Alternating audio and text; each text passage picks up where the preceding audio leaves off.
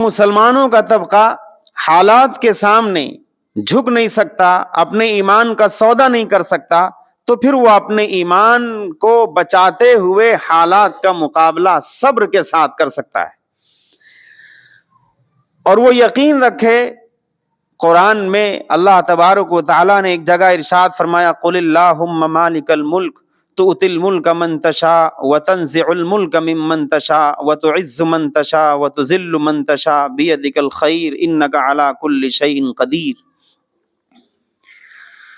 اللہ تبارک و تعالیٰ جو مالک الملک ہے، پوری کائنات کے ذرے ذرے کا مالک ہے، ایک ایمان والے کے اندر یہ یقین ہونا چاہیے، تؤتی الملک من تشاء، اے اللہ آپ ہی جس کو چاہتے ہیں بادشاہت دیتے ہیں،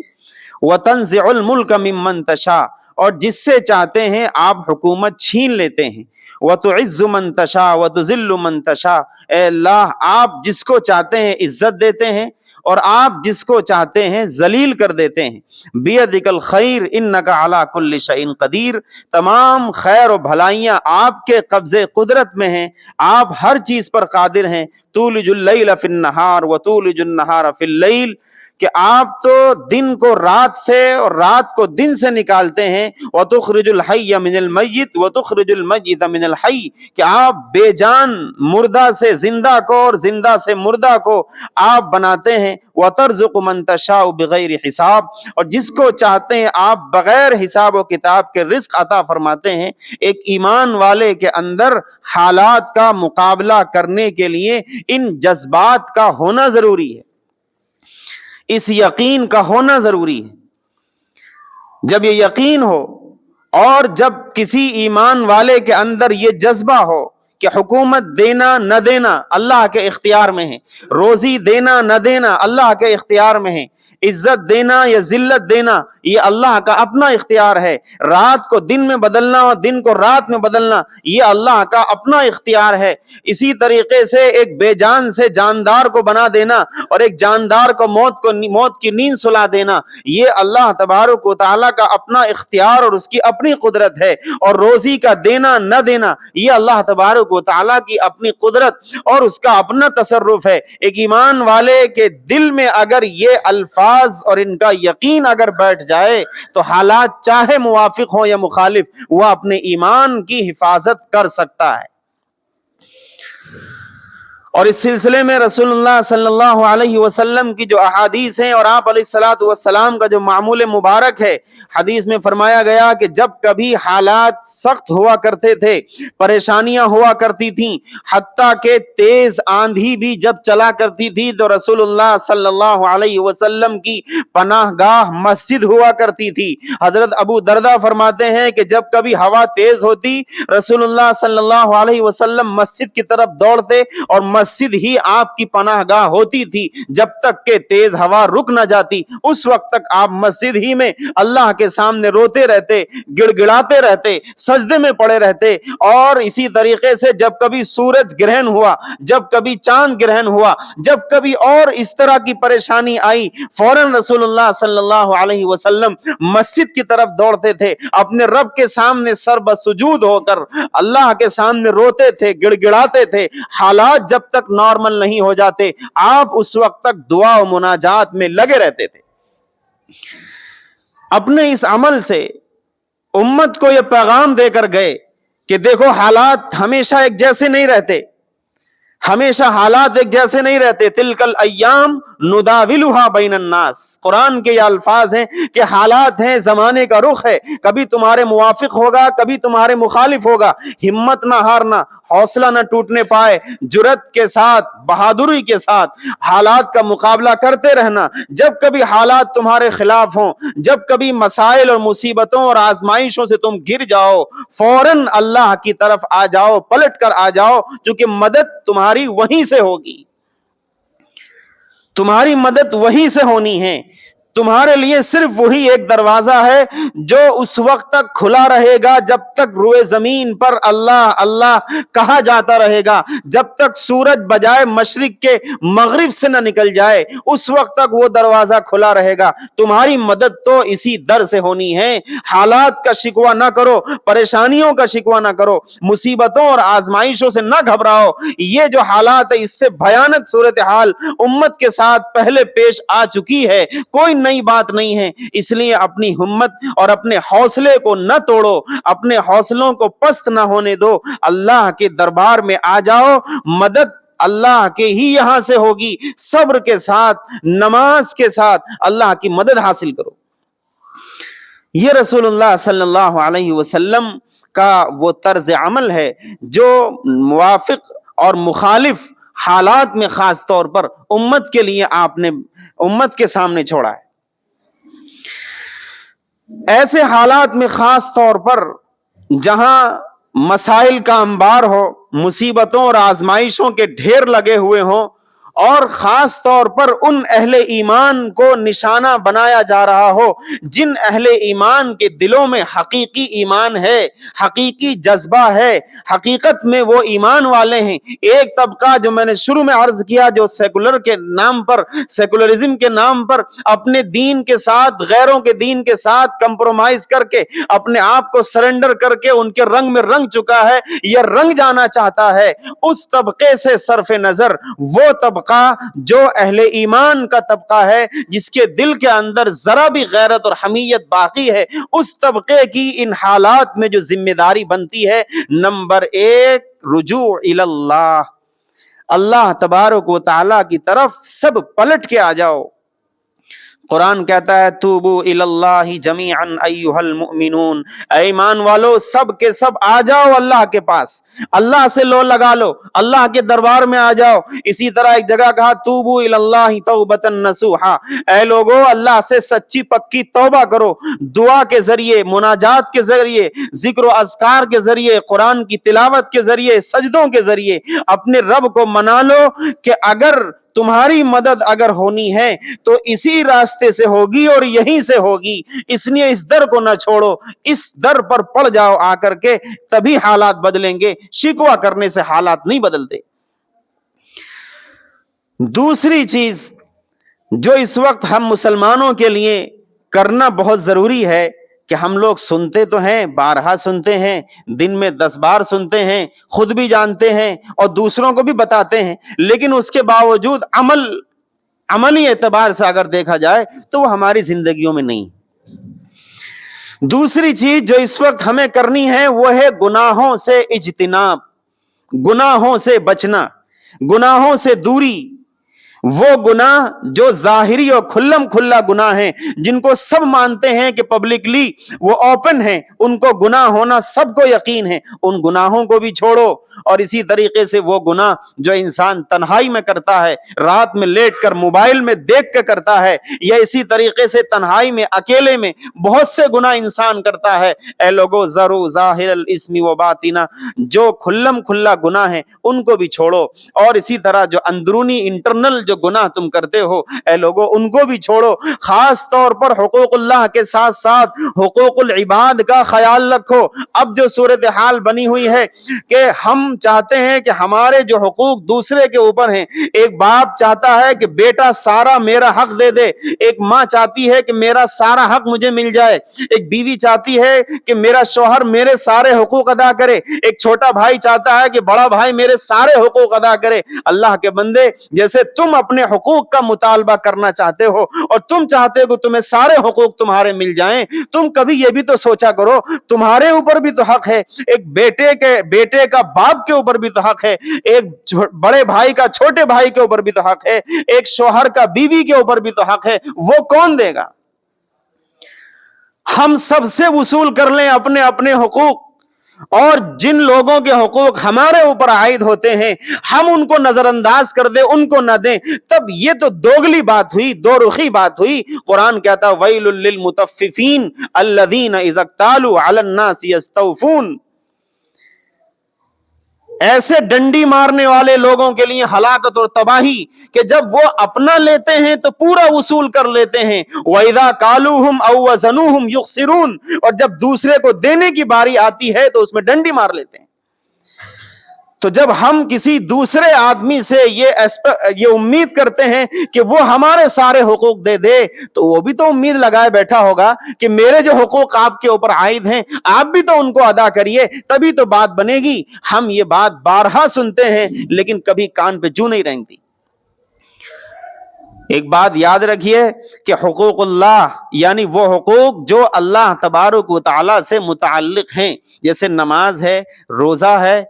اس طرح کے جو حقوق ہیں جو اللہ کی عبادت سے متعلق ہیں، ان میں اگر 19-20 ہو گیا، اللہ کی ذات پر یقین اور اعتماد ہے، انشاءاللہ اللہ تبارک و تعالیٰ ان کو اپنے رحم و کرم سے ان کو درگزر کر دے گا۔ لیکن جو حقوق العباد ہیں، آپس میں ایک دوسرے کا جو ایک دوسرے پر حق ہے، اس کی معافی نہیں۔ حدیث میں آتا ہے رسول اللہ صلی اللہ علیہ وسلم سے ایک صحابی نے پوچھا کہ اللہ کے رسول یہ بتائیے کہ اگر میں اللہ کی راہ میں جہاد کرتے ہوئے میں شہید ہو جاؤں، میری گردن کاٹ دی جائے تو کیا میرے سارے گناہ معاف ہو جائیں گے؟ آپ نے فرمایا کہ ہاں، تمہارے تمام گناہ معاف ہو جائیں گے اگر تم صبر کے ساتھ اور اجر و ثواب کی امید کے ساتھ آگے بڑھتے ہوئے، پیٹھ نہ دکھاتے ہوئے اللہ کی راہ میں اگر تم شہید ہو جاؤ، تمہارے سارے گناہ معاف کر دیے جائیں گے الا الدین۔ لیکن جو قرض ہے، جو کسی بندے کا حق آپ کے اوپر ہے، اس کی معافی نہیں ہوگی، وہ آپ کو دینا پڑے گا۔ اور آپ ذرا سوچئے، کوئی آدمی بغیر دیے دنیا سے چلا گیا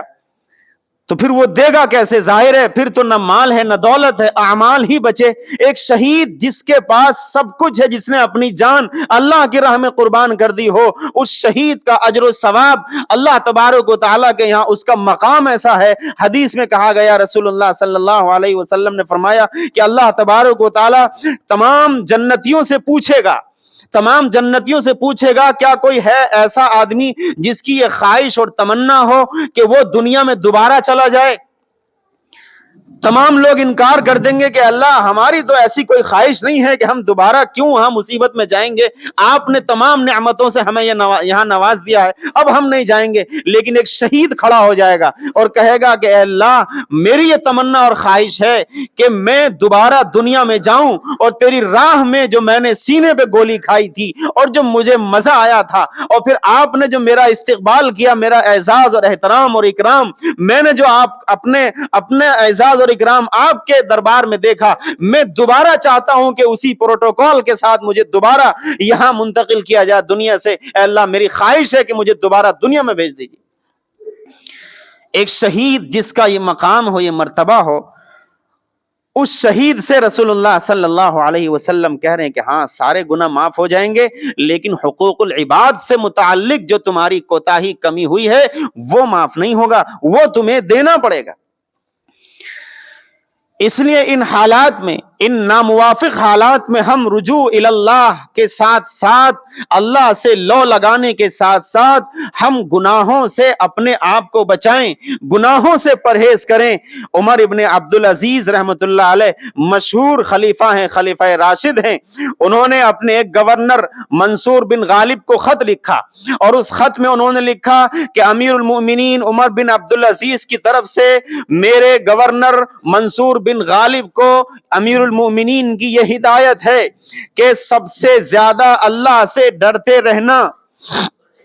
میدان جنگ میں اللہ سے ڈرتے رہنا، تقوی و پرہیزگاری ہی تمہارا اصل لباس ہو۔ اور جو ہدایت آگے دی وہ کہا کہ امیر لشکر منصور بن غالب کو یہ پیغام ہے امیر المؤمنین عمر ابن عبدالعزیز کا، کہا کہ دشمنوں کی طاقت، دشمنوں کی مکاریاں اور دشمنوں کی چال بازیوں سے زیادہ ڈر تمہیں اس بات کا ہونا چاہیے کہ کہیں تم سے کوئی اللہ کی نافرمانی نہ ہو جائے۔ دشمن کی طرف سے مکر و فریب ہے، کوئی جنگی تدبیر ہے، کوئی دشمن کی طرف سے تمہیں گھیر لیا گیا، اس سے نکلنا ممکن ہے، اس سے بچنا ممکن ہے. تم مقابلہ کرو گے یا تو فتح یاب ہو جاؤ گے یا زیادہ زیادہ شہید ہو جاؤ گے. تمہارے دونوں ہاتھوں میں لڈو ہیں. لیکن اگر اللہ کی نافرمانی ہو گئی تو یاد رکھنا اللہ کی مدد تم سے اٹھ جائے گی, پھر تم کچھ نہیں کر سکو گے, کسی لائق نہیں بچو گے.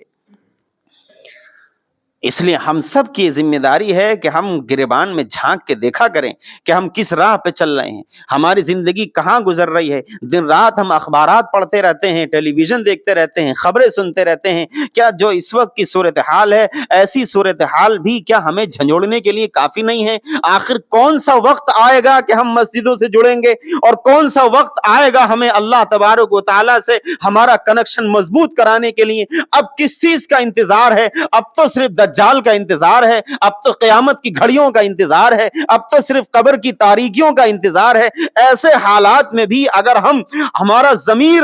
اندر سے ہمیں نہ جھنجھوڑے کہ تم کس راہ پہ چل رہے ہو, تو پھر ہماری ایمانی غیرت کہاں چلی گئی, ہمارا ایمانی جذبہ کہاں چلا گیا؟ پھر تو ہم بے ضمیر ہو گئے, گویا ایمانی اعتبار سے ہم مردہ ہو چکے. ایسے حالات میں کم از کم ہماری سب سے اہم ڈیوٹی یہ ہونی چاہیے کہ پہلی فرصت میں اللہ تبارک و تعالیٰ کی طرف سے جو ذمہ داریاں, جو فرائض واجبات ہمارے اوپر ہیں, ہم ان کو ادا کریں گے, اور حقوق العباد سے متعلق جس بندے کا جو حق ہمارے اوپر ہے ہم اس کو ادا کریں گے. کبھی اللہ کی نافرمانی نہ کھلے طور پر نہ انٹرنل اندرونی, ہم کبھی کوئی اللہ کی نافرمانی نہیں کریں گے. ہم طے کرتے ہیں اور اس کے بعد پھر اللہ تبارک و تعالیٰ سے ہم دعائیں کریں, اللہ سے مناجات کریں, سجدوں میں جا کر دعا کریں. حالات تو ایسے ہی بدلتے ہیں, حالات دنیاوی تدبیروں سے نہیں بدلا کرتے. رسول اللہ صلی اللہ علیہ وسلم میدان جنگ میں بھی ہوا کرتے تھے, صحابہ کرام ہوا کرتے تھے, ان سے بڑا بزرگ اور اللہ والا ظاہر ہے کون ہو سکتا ہے؟ لیکن تمام تدبیروں کے باوجود محمد الرسول اللہ صلی اللہ علیہ وسلم غزوہ بدر میں ایک خیمہ لگا کر اور وہاں پر اللہ کے سامنے رونے لگے, گڑ گڑانے لگے, ایسی دعا کی اللہ تبارک و تعالیٰ سے, کہا کہ اللہ میں نے یہ صحابہ کی, اپنے ساتھیوں کی, ایمان والوں کی یہ مٹھی بھر جماعت تیار کی ہے, اگر یہ ہلاک ہو گئی, ان تہلک هذه العصابہ لن تعبد فی الارض ابدا, اے اللہ اگر یہ جماعت ہلاک ہو گئی تو پھر قیامت تک تیری عبادت زمین پر نہیں ہو سکے گی. حضرت صدیق اکبر فرماتے ہیں کہ آپ کی دعا اور آپ کا رونا, مجھے اندیشہ ہوا کہیں کوئی حادثہ نہ پیش آ جائے. آپ کی مبارک چادر آپ کے کندھے سے سرک گئی, اور صدیق اکبر کہتے ہیں کہ میں نے تسلی دی جا کر کہ اللہ کے رسول ایسا ہی ہوگا, آپ پریشان نہ ہوئیے, اللہ مدد کرے گا, اللہ مدد کرے گا. میں نے جا کے تسلی دی. آپ ذرا اندازہ لگائیے کہ صحابہ کرام تو میدان میں موجود تھے, اور وہ صحابہ کوئی ہم جیسے کوئی کمزور ایمان والے نہیں تھے. ان صحابہ کرام کی صورتحال تو یہ تھی, اللہ نے کیا دیا کہ ایک صحابی 200 سے لڑے گا, 20 سے لڑے گا, ایک صحابی کا مقابلہ اس کے ڈبل ٹرپل سے ہوگا. ان کے یہاں تو شہادت, اللہ کی راہ میں جان دینا ان کو بڑا عزیز اور محبوب پسند تھا, ان کو موت سے ڈر نہیں لگتا تھا. ایسے مضبوط ایمان والے, پہاڑ ایمان والے صحابہ محمد الرسول اللہ کے ساتھ ہیں. صدیق اکبر, عمر جیسے صحابہ محمد الرسول اللہ کے ساتھ ہیں. اس کے باوجود وہ محمد عربی خیمے میں بیٹھ کر اللہ کے سامنے رو رہا ہے, گڑ گڑا رہا ہے, چونکہ اس کو معلوم ہے کہ حالات تو یہاں سے بدلیں گے. اس لیے ضرورت اس بات کی ہے کہ جو حالات ہیں وہ سب کے سامنے ہیں, آپ مجھ سے زیادہ جانتے ہیں, مجھ سے زیادہ پڑھے لکھے سمجھدار ہیں, اس کے باوجود ہمارے ضمیر ہمیں نہیں جھنجھوڑتے, ہمارے زندگیوں کے اندر تبدیلی نہیں آتی. ہم جس راہ پہ آج سے 10 سال پہلے تھے, ہماری راہیں بجائے یہ کہ صحیح ہوتی اور زیادہ خراب ہو گئیں, ہمارے روٹ بالکل ڈائیورٹ ہو گئے, اور ہم ایسے دنیا کے جھمیلوں میں الجھے کہ ہمیں نہ اپنے دین کی فکر ہے, نہ بچوں کے ایمان کی فکر ہے, نہ نئی نسل کی تربیت کیسے ہو, نہ اس کی فکر ہے. ہم بس ایک اپنی زندگی ہے جو جی رہے ہیں, اور جیتے جیتے ایسا لگتا ہے کہ بس چلے جائیں گے, ہمیں کیا لینا دینا, حالات بدلیں کہ نہ بدلیں. نہیں, ہمیں لینا دینا ہے. ہم اپنی دعاؤں کے ذریعے, اپنی مناجات کے ذریعے, اپنے گناہوں کو چھوڑ کر اللہ کی مدد حاصل کرنے والے ہم بنے. قرآن کہتا ہے مدد یہاں سے ملے گی, آمنوا استعینوا بالصبر والصلاۃ, صبر کے ساتھ, اور اسی طرح نماز کی پابندی کے ساتھ. اے ایمان والو, اللہ سے مدد حاصل کرو, ان اللہ مع الصابرین.